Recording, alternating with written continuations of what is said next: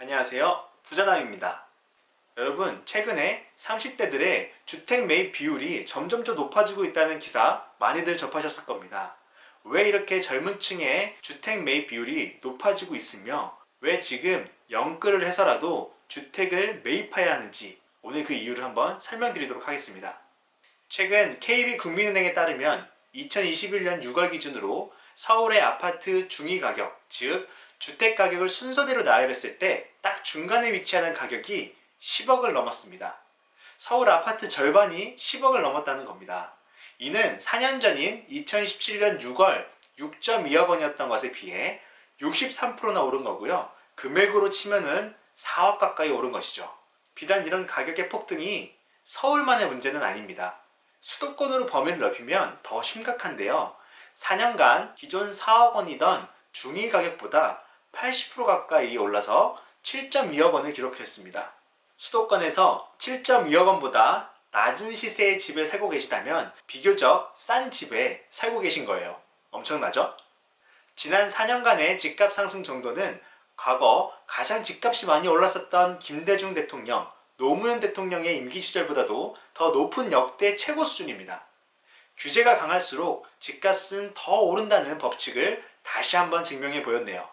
하지만 문제는 이런 집값 상승세가 여기서 끝이 아니고 앞으로 계속될 것으로 보인다는 게 더 큰 문제입니다. 향후에 집값이 계속해서 상승할 것이라는 것은 지난 3, 4년간의 인허가 실적의 감소만으로도 쉽게 예측해 볼 수 있는데요.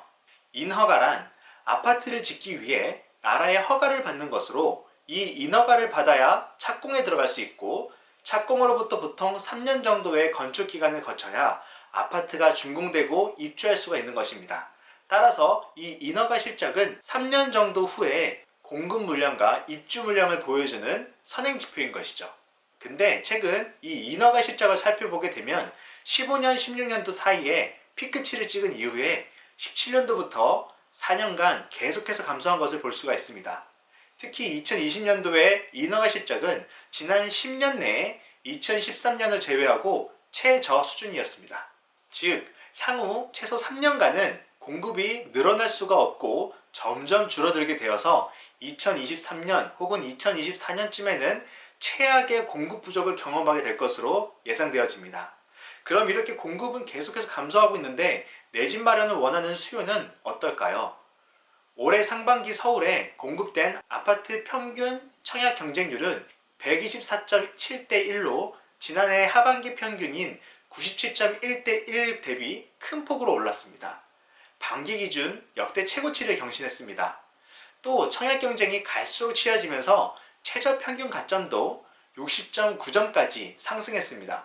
이 60.9점이 얼마나 높은 점수인지 한번 설명을 드려보겠습니다. 가점 61점을 쌓으려면 먼저 무주택 기간 15년을 채워야 하는데요. 무주택 기간은 30살 이후부터 카운트되기 때문에 최소 45살이 되어야 되겠죠. 그리고 자녀가 1명인 3인 가구여야 하며 청약통장 가입 기간 15년을 유지해야 합니다. 만만치가 않죠? 최저평균 가점인 60.9점은 전체 평균 수치입니다. 때문에 입지가 좋고 세대수가 큰 인기가 많은 단지들은 이보다 경쟁률이 더 높았고 만점도 수두룩하게 나오고 있습니다. 이처럼 새 집을 얻으려는 수요는 점점 더 누적되어 가고 있고 높은 청약 가점을 쌓은 청약 대기자들은 해가 지날수록 점점 더 많아지면서 경쟁은 더욱 치열해지고 있습니다. 그만큼 청약 당첨 확률은 낮아지고 있다는 것이죠. 청약만 마냥 기다려서는 답이 없다는 것입니다. 이런 와중에 정부는 임대주택 공급에만 혈안이 되어서 실질적으로 임대가 아닌 신규주택 매입을 원하는 수요자들의 욕구는 충족시켜주지 못하고 있습니다. 임대 수요와 내 집 마련 수요는 분명히 구별되어야 합니다. 임대주택을 아무리 많이 공급해봤자 이는 내 소유의 집을 마련하고자 하는 사람들의 본질적인 문제를 해결하지 못하기 때문입니다. 따라서 내 집 마련에 대한 수요는 계속해서 누적되고 있는 것이죠. 더 염려스러운 것은 여권의 유력한 차기 대권 주자들조차도 기본주택, 토지 공급 개념 등을 이야기하는 것을 보니까 누가 되든 여권이 다음 정권을 이어간다면 이런 기조는 바뀌지 않을 것으로 보입니다.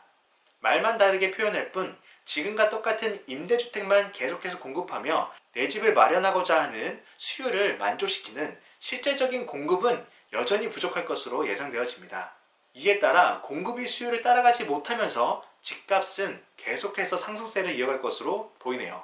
게다가 작년부터 시행된 임대차법의 영향으로 세입자를 내보내기 위해서 집주인이 실거주하는 주택이 늘어나면서 시장 내의 전세 물량은 점점 줄어들고 있고 전세가가 계속해서 오르고 있습니다.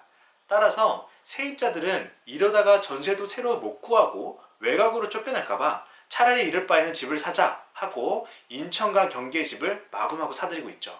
동시에 조금 더 자금의 여력이 되시는 분들은 서울 중저가 구축이라도 매입하자는 패닉바잉 현상이 지속되어지고 있습니다.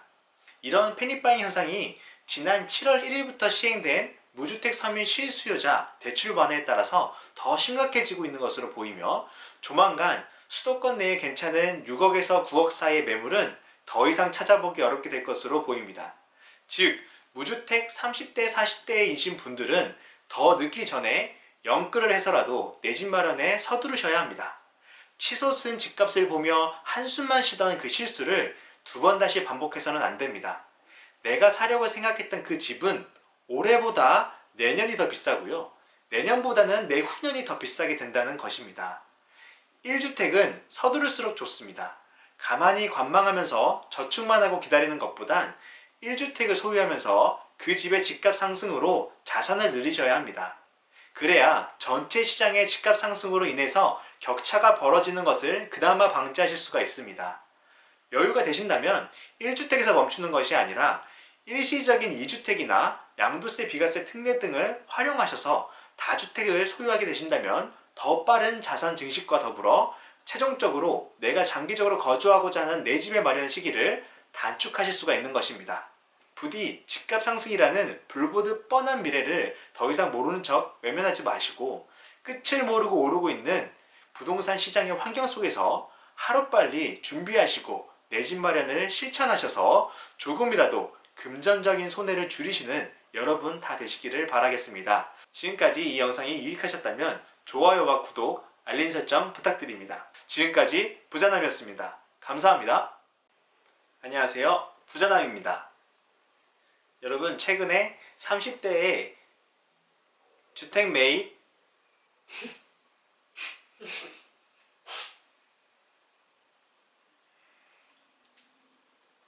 여러분 최근 30대의 주택 매입 비율이 날로 높아지고 있다는 보도자료 많이들 보셨을 겁니다. 요즘 30대의 주택 매입 비율이 날로 높아지고 있다는 것을